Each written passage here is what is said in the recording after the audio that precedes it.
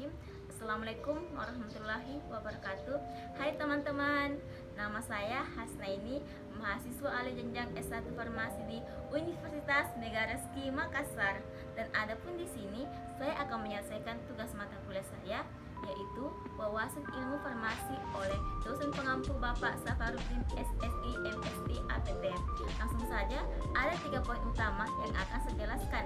Yang pertama, definisi farmasi, sejarah farmasi, dan pendidikan farmasi. Langsung saja, definisi farmasi. Yang pertama, apa sih farmasi? Farmasi berasal dari kata farmakon, dari bahasa Yunani yang berarti racun atau obat, karena bisa berpotensi menjadi racun jika penggunaannya tidak tepat, dan bisa berpotensi menjadi obat jika penggunaannya sudah tepat. Langsung saja, farmasi adalah suatu profesi di bidang kesehatan, meliputi kegiatan-kegiatan di bidang penemuan, pengembangan, pengolahan, peracikan, distribusi obat, dan informasi obat. Yang kedua, sejarah farmasi. Berikut adalah tokoh-tokoh ilmu kefarmasian dan kedokteran. Yang pertama, Hippocrates pada abad 460 hingga 370 sebelum Masehi. Hippocrates adalah seorang dokter Yunani dan orang yang memperkenalkan tentang ilmu kefarmasian dan kedokteran secara ilmiah. Hippocrates disebut juga sebagai bapak ilmu kedokteran. Yang kedua, Dioscorides pada abad ke-1 setelah Masehi. Dioscorides adalah seorang ahli botani Yunani dan orang yang pertama kali menggunakan tumbuh-tumbuhan sebagai ilmu farmasi. Karya yang kita kenal sekarang yaitu farmakognosi. Yang ketiga, Galen pada abad 130 hingga 200 setelah Masehi. Galen adalah seorang dokter Yunani dan ahli farmasi. Karya yang kita kenal sekarang itu dalam bidang farmasi yaitu farmasi galenica. Yang keempat, Philippus pada abad 1493 hingga 1541 setelah Masehi. Philippus adalah seorang dokter dan ahli kimia yang berasal dari Swiss yang menyebutkan dirinya sebagai Paracelsus yang sangat besar pengaruhnya terhadap farmasi pada masa itu. Selanjutnya, lambang farmasi. Lambang farmasi identik dengan cawan atau ular. Mungkin teman-teman bertanya, mengapa sih cawan dengan ular?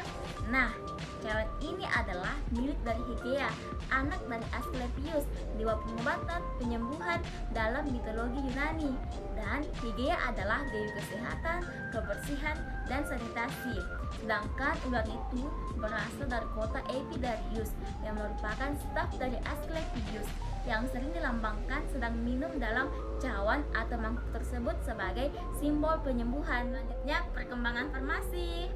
Perkembangan farmasi hampir menyebar ke seluruh dunia, mulai dari Inggris, Amerika Serikat, dan Eropa Barat.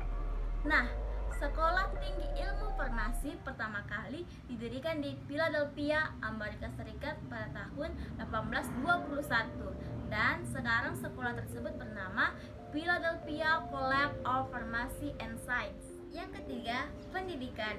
Nah, di sini saya akan jelaskan jenjang-jenjang pendidikan dalam farmasi. Yang pertama, sekolah menengah kejuruan farmasi. Mas jenjangnya selama 3 tahun.